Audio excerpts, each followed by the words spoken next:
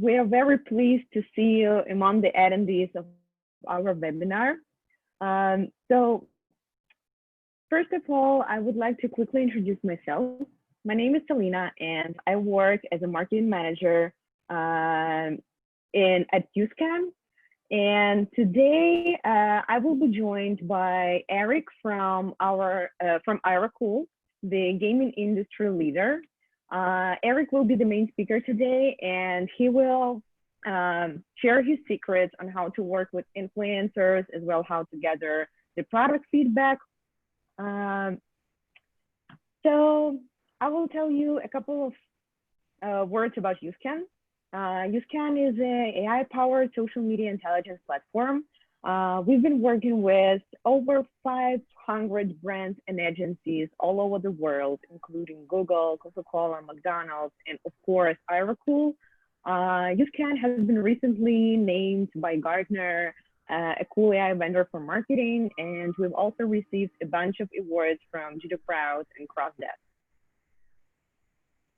And before we start, I want to notify you that at the end of the session, we will have a quick Q&A session. So please leave your questions throughout the webinar in a chat window or in a Q&A window. And after the webinar, you will receive a recording. So please don't be afraid that you will miss something. You will definitely have an opportunity to watch it again. And now, right from the Taiwan, our main star of today, Eric. Eric, how are you? Hi, Alina. Hi, everyone. How you guys doing? I'm going to try video here for a little bit. It seems our internet's a little bit dicey over here in Taiwan. If things don't work, I'll just turn off the video and do audio only. But it's great to join y'all. Thanks for getting up so early in the morning to join this meeting. Let's talk a little bit about how we have used YouScan to really accelerate our marketing strategies and use data from the service to really enhance our marketing activities. So I wanted to start just by talking a little bit about AeroCool as a company. I think it's good for you guys to have this context so you can understand where we're coming from in terms of how we need to adapt the strategy to where we are as a company and also our industry. Now, I know you guys, well, we were introduced as being part of the gaming market. The gaming market is this, it's this massive, huge growing market. It's really come into the fore in the past 10 years, and especially in the last few years, with the advent of streaming and also just the whole online boom of technology and YouTube and influencers, it's really taken off. So we come in as a company kind of right in the middle of this big transition. And I came into AeroCool, I guess, 2 years ago. And before I came in, AeroCool didn't really have a marketing company. I think that the marketing team here started 4 years ago. So in the industry, especially in Taiwanese hardware designers and manufacturers like AeroCool, marketing is kind of a novelty. So I think that's something to understand as we go into this presentation here. Is that like a lot of the strategies that maybe you might consider to be the norm in companies in the West, where marketing is usually the driving force of the whole company strategy. Here, marketing is still trying to establish its value as a team and also as part of the overall company strategy. So with that said, how do we use YouScan, or how has YouScan helped us over the past half a year now to really establish that value? I think that's one of the important things that it's done for us so far. So our strategy here you see on this slide, I can kind of condense it into one slide. This has kind of been our overall drive here. We are trying to transition, this whole industry actually is trying to transition from traditional web media, we could call it traditional, right, to new media, to social media, and to influencer marketing. So that transition has been going on for a few years now, but it's been quite slow, and our industry is quite conservative. And Aerocool is no exception. Aerocool has been around for 18 years. We produce PC parts, PC cases, coolers, power supplies. Our products are very, they are part of the assembly of a PC. But until PC do-it-yourself, PC DIY, and more importantly, gaming came into the fore, it was a very technical market. It was dominated by enthusiasts that had very technical knowledge about how to build PCs, and it only really became mainstream in the past few years, where DIY and building a computer was something that became like, not only easy to do, but also more affordable and cool. So with that said, we also as a company have to transition and listen to that consumer drive and that consumer trend, and we need to try and get more directly in touch with the consumers, whereas before, and even now, Aerocool is a predominantly B2B business. So specifically, UScan is that bridge that helps us go from the business to the consumer. Aerocool, as of now, we sell in over 50 countries, but the way that we do our marketing is the majority of our marketing goes through regional distributors. So they buy our products, and then they will do the marketing for us. It is not really the case like you might see with a Samsung or one of these bigger global companies that the marketing there's a global strategy that's developed by the marketing team, a go-to-market strategy that's then deployed regionally, and then all the regions localize it and deploy it in their own countries and adapt it to their region and their consumers. It's not like that with Aerocool. We have very little globalized strategy, and we are very heavily localized and very heavily dependent on our distributors and our resellers and their knowledge of the market, and also their channels, their connections to media, and also their connections to the consumer. So this is the loop that we have to go through before. Now with UScan, we are trying to get that channel directly to the consumer. So I'll show you guys a few of the ways that we've been able to do that.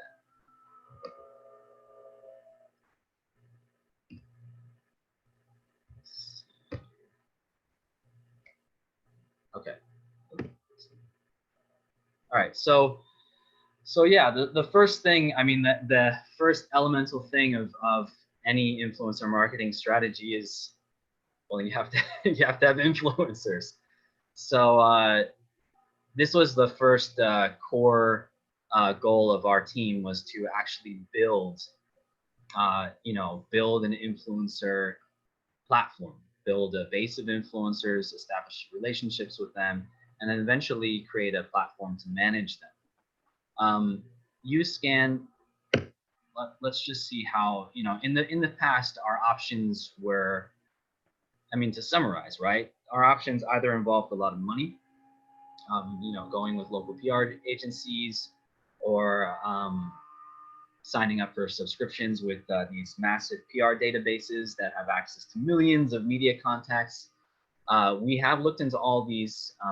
The problem with these is that they just require a huge amount of investment. If we were a tier 1 company in our industry, the likes of Corsair or Razer or even Cooler Master, we might be able to consider these options, and they might make more sense for us. But as a solid tier 2 company in the mid segment, we are looking for a way to not spend an enormous inefficient amount of time doing, like on the far right, you see there, like cold search, where we're going through Google and just scouring social media, typing in keywords, spray and pray, hope you find somebody out there, and then that person leads to someone else. It just takes an insane amount of time to develop a platform like that, an influencer platform. And that's what we were doing previous to using services like Uscan, and it was just so painful. I'd have to go on YouTube and just search for tech. And of course, I've been in the industry for a few years, so I had some established contacts already. But if we really want to go big, you can't just rely on one person's network alone, right? So Uscan kind of helped us to send our fingers out more thoroughly into the web and get our hands on a bunch of new influencers very quickly.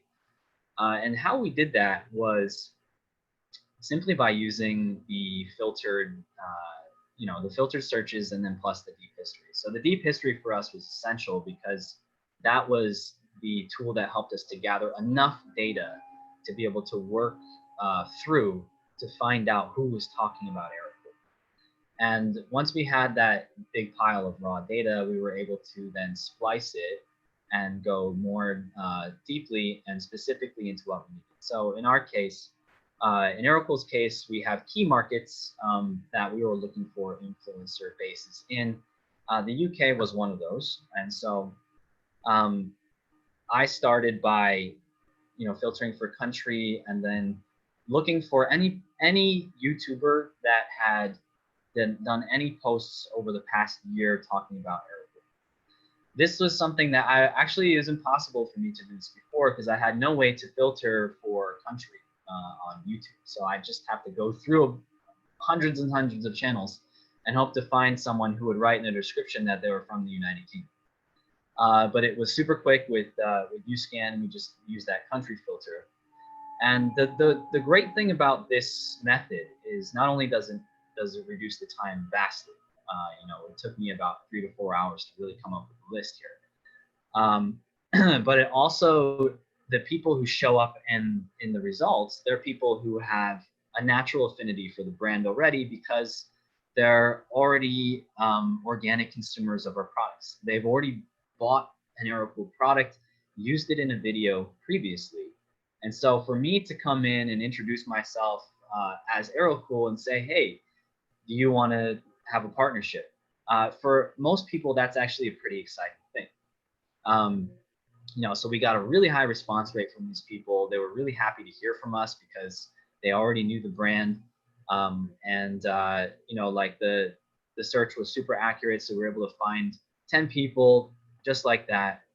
And out of those 10 people, I got 100% response rate, which is crazy, considering how many hundreds of emails I must have sent before, just hoping people would reply. And then out of those 10 people, we still have about 80% of them that work with us even after the half-year point. So it's just a really solid way for us to gather high-quality contacts very quickly for whatever country or region we're looking for. This method that I used in the UK is actually replicated in a lot of different regions. I recreated this method in Pakistan. I did it in Australia. I did it in Indonesia. I did it in Malaysia. Some of these growing markets for our brand and for the industry. And with that, I was able to grow.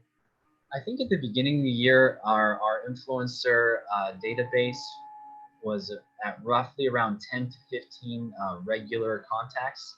And now we're up to almost 80 contacts. And that was just with 6 months of doing this kind of search and establishing contacts this way. So it's a really effective way to grow the base if that's what you guys are looking for, if that's how you want to do it. Now, of course, if you're if you're a tier 1 company and you have the finances and the money to throw at big influencers, this method might not be so relevant for you. But for us, the benefit of working with micro influencers and with mid-sized influencers is that we are able to get in touch directly with an audience through an influencer that has a very closely knit connection to them. And it's actually, I think it might be particular to gaming, but in our industry, in the tech gaming industry, it's really important now that the market has been saturated. There's just thousands and thousands of influencers out there. I even hear kids now these days, like, you know, 7, 8-year-old kids saying they want to be an influencer when they grow up. Like, I never would have imagined this kind of word to come out of my mouth, but it's, you know, it's become such a mainstream thing now, and the equipment is so affordable now that maybe 3 or 4 years ago, it was really easy to pick up influencers that had hundreds of thousands of subscribers and work with them. But now those media sit behind a huge paywall. So you have to be really careful and deliberate in how you choose your influencers. Also, there's a lot of fake fans. There's a lot of there's a lot of fake content out there that you have to be aware of as well. It's not such a big problem in the tech and the gaming industry yet, but it is becoming a bigger problem in other industries and in other cultures, subcultures. So, by using this method, we're able to get in contact with micro and nano and mid-sized influencers. And these guys have really high engagement rates compared to the average with their audiences. And it's just a really good fit for our brand because our brand is smaller too. So we end up establishing a very good connection with them and their audience, and we're able to respond directly to their audience in the comments section. And then a lot of these guys end up becoming subscribers of our social media. So overall, it's a win-win situation for us on the influencer expansion side. So yeah, that's the first case. I'll move on to the next one. So once we have all these influencers, and hopefully as a brand, as we continue to grow, we would want to have a very solid 100, 150, maybe even 200 influencers across the globe, Latin America and Europe, in the CIS region, and then in APAC. So across these regions, how do we manage all these influencers is another big question that we have. So using traditional methods, how we would do that is, well, there's management services. And again, we looked into a lot of these, and maybe some of you out there are currently using them. There have been more and more of these services that have popped up, I've seen in the last 2 to 3 years, that provide management of influencers who either subscribe to the platform or who they aggregate onto the platform, and you are able to use. It's very similar to the old way media databases used to work, except now they've swapped the old media with influencer media, and those databases, they can cost anywhere from, I've seen, from 8 to 40K a year. So it's a really expensive option. Your company really has to be committed to influencer marketing and have seen the value of it in order to invest in something like that. And then of course you have the PR agency, and then again you have spreadsheets. Spreadsheets. I cannot tell you guys how many spreadsheets I have gone through in my 2 to 3 years of working here at Aerocool and trying to just keep manual track of lists and go through. I used to spend my mornings like this before UScan. I used to get up, and when I get to the office, I would sit down and I would open like 30 different tabs in Google. Each one of the tabs would have the channel of the influencer that we were working with, and I'd go through each tab and I check maybe every other day, okay, what has this guy posted? Has he posted anything related to our content? I got to go through the video. I got to check to see if our stuff is in the video manually. I've got to click through, swipe through the video. I had to do that through YouTube. I had to do it through Instagram channels. I had to do it through streaming channels, and it was maddening. Now with UScan, it's much more manageable. So what we're looking for here, what we're trying to design, is not a one-stop, a one-stop fits all station here where we can just subscribe to one channel, to one service, and that service will take care of all of our management. We're looking for something in the middle where it's affordable, but also it gives us enough data and it gives us enough control that we're able to keep a close eye on a growing number of influencers, without having to spend insubordinate amount of times to manage them. So the way we do that, it's kind of like a hack. I gotta say, it's a good hack between UScan and Google Sheets, and I've come to terms with still having to use Google Sheets, um, but UScan has made my life a lot easier in that respect. And the way that we do it now is by using reports and smart tags. So the first thing that I did is that again, going through that deep history and tagging every single influencer that we work with in the smart tags using the rules. And so now whenever a new post comes out from any one of our influencers that we have an established relationship with, it automatically gets tagged as, you can kind of see it here. It's a little bit small, but it says sponsored right there. So you can see that's the way, that's the method that I use to, to turn what was a whole morning of work into literally like clicking one button, going into the filters, choose the filter for tags, press sponsored, and then I can see for that day or that week, how many of my sponsored influencers had a post.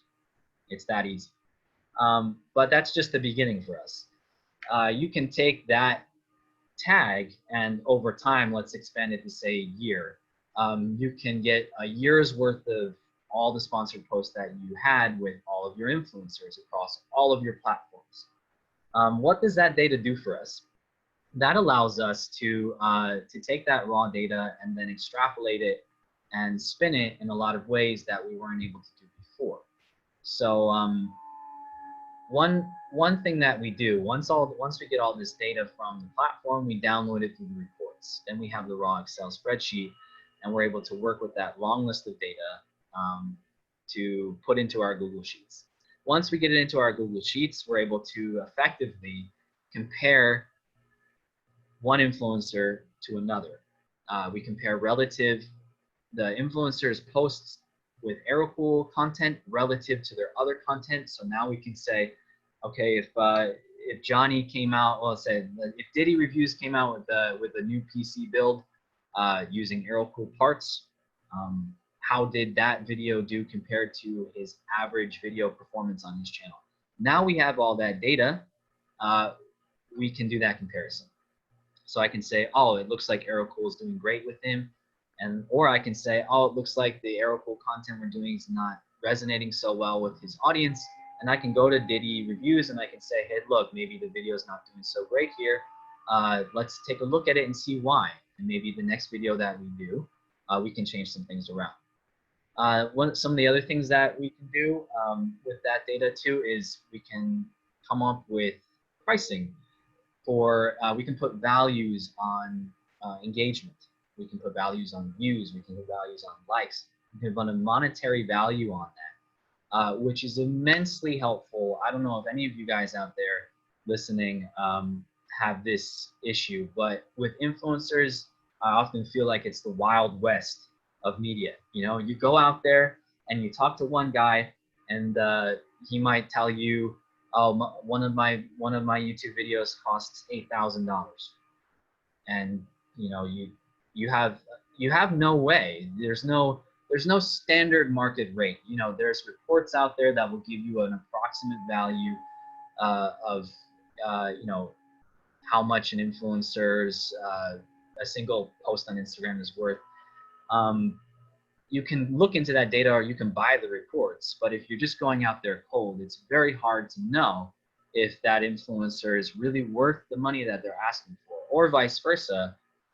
If they don't have any idea or they're new to the game, what's a fair market value to approach them? So with the raw data from UScan, when we get those average statistics over time, we are able to approximate per view or per like or per post how much value this influencer is bringing to our marketing. And once we have that number, we have that dollar sign next to it, we can then accumulate all of the different influencers values, and we can put that together to have you know, an approximate cost or an approximate value for Instagram, for YouTube, and we can then use that to evaluate new influencers, whether or not their asking price is fair or not. So that's been an immensely helpful tool. Since I created that system, across the company, we also have sub departments for marketing in the CIS region. We also have marketing that targets the Latin American region. Everybody's implemented this tool, and anytime any of these guys find someone new, they put it into the system, and then I'm able to tell them if during their negotiations if the asking prices are fair or not. And it's been so helpful, and it gives you peace of mind as well to know that you're going in with some leverage. So it's great for negotiations. Yeah, so like there's I left a little bit of I gave you guys a little bit of a screenshot here just to give you an idea of what this system looks like, and you could probably tell that this is a Google Sheets screenshot here, but in the column under engagement here, this is from the raw UScan data. I can come up with the total engagement for each channel, and then I can compare that engagement, that raw value there. So and this is all mixed together, right? So this 1.5 million, that might be 1.5 million views if it's a YouTube channel, but this 1400 here, that might be an Instagram channel, that might be likes, right? So this guy's getting an average of 1,400 likes per post. Actually, that's almost 4% below what he normally gets on his non-arrowable posts. So I can know, he's kind of underperforming a little bit. But here, this video, well, this was just one video and it went viral, so it's not a very accurate, not a very accurate depiction of the channel performance overall. But at least I can say, well, the video went viral and it's doing really great. So, so we have the ability to splice and dice and analyze like that too. So there's a lot of things you can do with the raw UScan data, but just having that data is immensely valuable for our marketing. All right, let me go into the third scenario. So the third use case scenario for us has been product analysis. This one has been, I think, the one that has hit closest to home for the rest of the company. And as I said before, excuse me. As I said before, Aerocool as a traditional company with only 4 years of having worked with any marketing whatsoever, it's understandably more difficult to convince the sales people of the value of marketing in the same way that they can demonstrate the value of their efforts in terms of dollar signs. Their relationship is very direct. I sold this amount of product. This was the dollar sign of that sale, and this is what I have done for Aerocool. Marketing comes in, and we say, oh well, we worked with this famous YouTuber, and they got us 2 million views on the video, and then everybody looks at you and says, so did it make us any money? And you don't really always have a good answer for that. I mean, you could say, well, had a lot of people saw it, and people clicked on the link and they went to Amazon. But it's always a difficult thing to prove the value of marketing this way, and I tend not to even want to go down that route. But with product analysis, this is something that makes sense to everyone else in the company. It doesn't matter if you're on product design, product management, ID, or sales.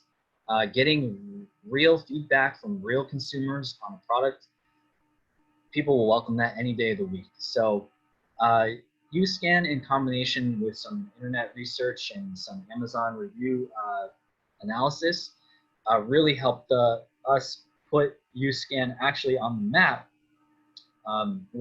as a recognizable name for the sales team and as a service that people actually wanted to use more. So I'll show you guys how that happened. I mean, it's actually not too complicated. It's just simply using the search results, the Boolean search within the topic, and then being able to mine out specific products that are important for our company,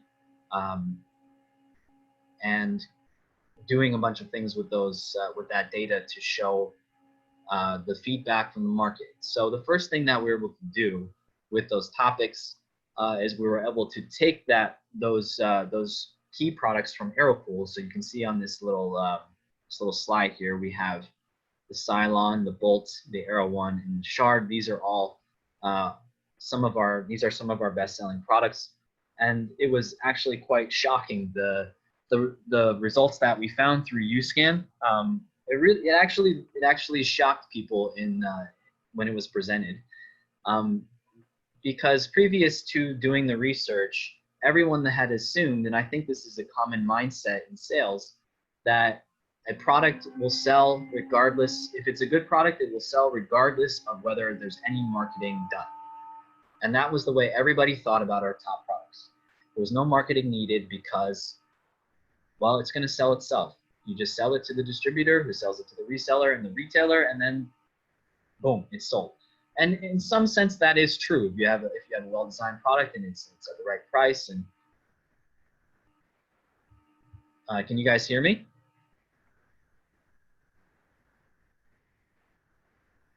Yeah, Eric, actually, I can hear you pretty well. Okay. Guys, can you please type in the chat whether you can hear Eric? All right.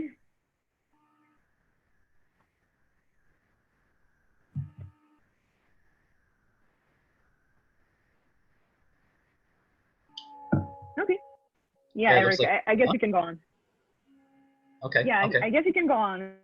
Everything's fine. Yeah. I'll just continue. If there's any problems, just type it in the chat.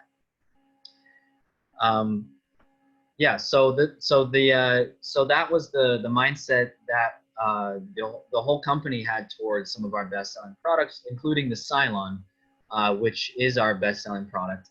And when I showed these results, it was a bit shocking to see how much how much effort actually goes into selling a product that they didn't know about, actually that we didn't know about, because it wasn't direct marketing effort per se. It was organic, it was organic discussion that was going on social media. But for us to be able to show, and these competitors that we have here in this analysis, these are actually competitors from tier 1 companies in our industry. These are companies that we don't normally compete with. We don't try to compete with them. Our product is just not at the same price point at theirs. It's it's a completely different strategy. But we were able to show that our best-selling products actually get the same kind of social traction across social media as some of these big, almost household name brands in our industry. So that was the first revelation, I would say, from the product analysis side, is that actually when a product sells well, you can expect, or at least there's, sometimes there's a correlation between that and how often it's talked about on social media. And that discussion in turn helps continue to keep that top of mind with the consumer, so that people continue to hear about the product. And this proved even more true as I went through and analyzed the results further. And I found a lot of videos on our Cylon case, for example, that I didn't even know existed, that were being done organically with influencers that we didn't work with directly, or we hadn't worked with in a long time. They would actually go out and buy the product themselves and talk about the product and do content on the product, and we would have no idea. And so for us to discover this, it actually changed the strategy a bit towards some of these products, because, for example, the Cylon has been selling since 2017, and it was almost company-wide. It was sort of a tacit agreement that this product was at the end of its life cycle. In terms of marketing, like, there doesn't need to be anything else done. We'll just continue to sell it as it is, and once it dies out, we'll replace it with another product. But by showing this data here, it demonstrated that actually it's an extremely strong product, and it doesn't make any sense for us to stop anything. It actually makes sense for us to continue going. the second thing that we're able to show, let me just switch over here, is not only with, you know, good selling products, but we're able to show the correlation between how often a product is talked about on social media and you know, how well it sells and how many people come to the website with that initial interest in learning more about the product. So this is really great, actually. You know, as a marketer, this excites me because I like graphs. But other than that, it's really the first time that I've been able to see, you know, sort of a product cycle from the moment it hits the web on social media, and you know, people first learn about the product. Maybe it's a promotional video, maybe it's an ad, maybe it's an influencer video or post, and then the consumer then goes to the website to learn more about the specs, more about the features, and then you see, you know, the sales come out of that. So to see this cycle here is really interesting, but it also is revealing because it tells us with some key products maybe where problems are in the sales cycle. So you can see like the product I just talked about with the Cylon, I entitled it the Sleeper just because it was a product that everybody you know, believed sold itself. But showing this, and here in the gray there on the top, that actually is, that's year-on-year overlap. So that data is from the previous year, and then in the blue, that's the next year. So it actually kept growing over time instead of like a normal product cycle, which dies around, you know, 6 months to a year.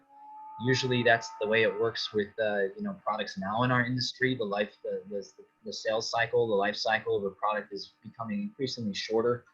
But this product has actually gained more traction since 2017 into 2020.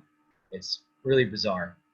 And you can see the same thing with the website visits. It's just very constant, and the sales also is very constant. So we're able, with this data, once we presented it, we showed the UScan results compared with the website data and the sales data, we actually got almost a reversal on the strategy, and we were able to get more budget from the sales reps directly to do more promotion, because we finally established that yes, we have to continue to keep the buzz in the community going.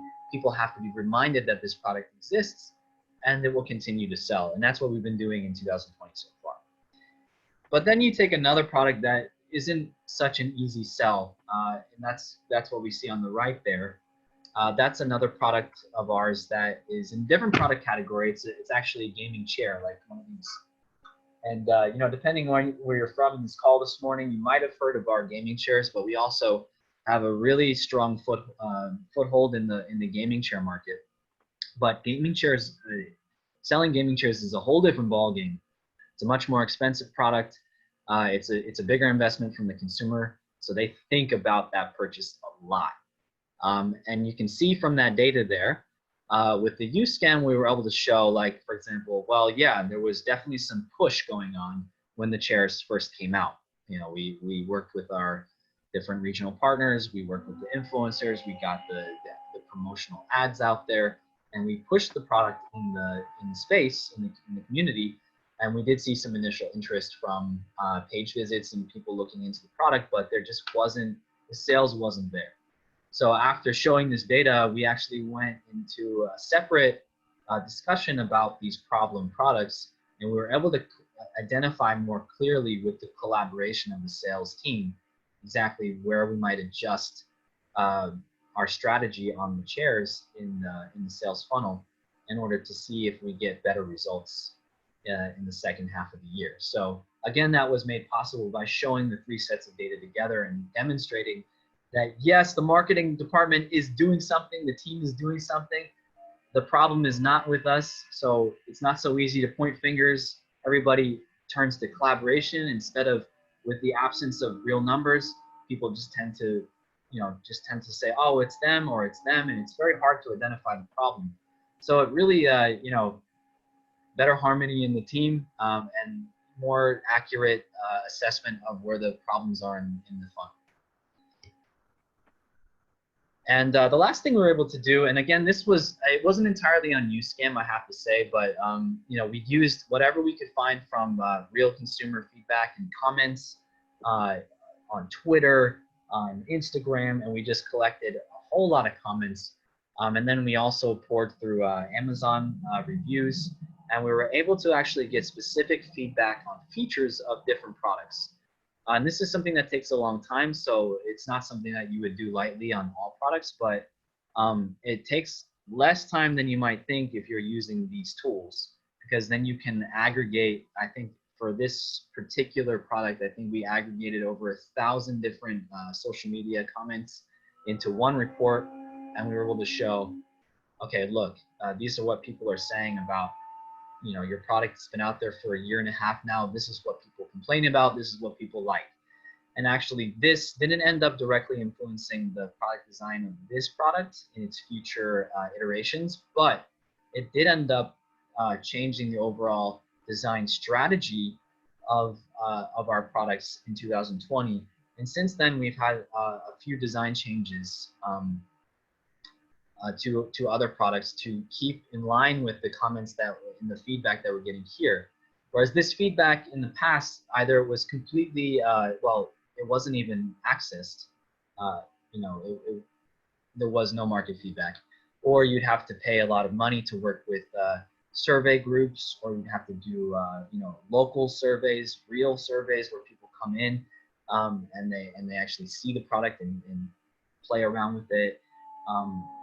That's, you know, not something that Aerocool is able to do at this time either. So we have that real that is extremely valuable because it ends up influencing product design. So yeah, that's just some of the things that we've been able to do so far with Uscan in 6 months. I've been kind of a data nut, just, you know, going around and trying to do as much as I can with this data. But I have to say, just like in a summary, that as a mid-sized company in a traditional industry, trying to transition marketing from being something that is new and unfamiliar and not hard to see the value of, once you come out with data and you have enough data to bring to the table and you can speak the language of data to the rest of the company, then the hope is that over time, marketing with the use of tools like Uscan will become an essential part of the company's strategy in the future. So if you guys have similar situations, or if you have any questions about other scenarios that, you know, maybe in your company that you want to hear a different perspective on, or anything about what I just said, feel free to ask me in the chat. And thanks for your time.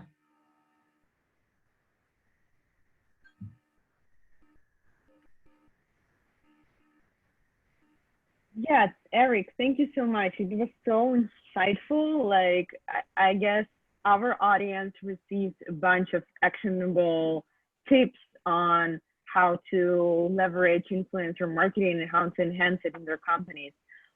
So we basically have our first question. So what channels are the most effective for you in terms of influencer marketing? We're talking about like platforms like YouTube versus Twitter versus. Yeah. I think okay. so. Yeah. That's a great question. Actually, that's a question we spent a long time thinking about. And actually, we used Uscan to help determine which platforms were effective for us, because I think, in my experience, it really depends on the industry you're in. For our industry specifically, even though YouTube, for example, has been around since I think it's 2006 and it's kind of considered an older platform, it actually still ends up being #1 on our list. And the reason that YouTube is #1 is not only because of the raw metrics of viewership and engagement, but it's also it also seems to just outperform all the other platforms on conversion. If you put links, you know, retail links in descriptions, if you have your influencers talk about the product and promote the product in the video, the conversion rate on YouTube still is #1 out of all the platforms. So it's still our #1 target for consumers that are interested in tech already, that go on and look at tech influencers. They want to know more about the product. They want to hear the technical information. They want to get into the nitty gritty with the product. And those are the kind of people that end up getting interested in buying the product if they're convinced, right? So video by far is much more effective than ads. It's much more effective than any of the other social platforms at just getting people interested in buying products. Right. Yeah. Thank you so much. So guys, any other questions? I actually cannot see any other questions. So yeah. So basically, yeah, thank you very much. It was a great time. Eric, thank you so much for your time. And yeah, we hope that you received a very actionable tips on how to leverage social media intelligence in your company. If you still have any questions, feel free to go to uscan.io if you want to request a demo, or just if you still have any questions to us. You will receive a recording of this webinar tomorrow. So please don't forget to check your email, and yeah, and have a nice day. Thank you so much for joining us. Take care, stay safe, and bye-bye. Thanks, everyone. Bye.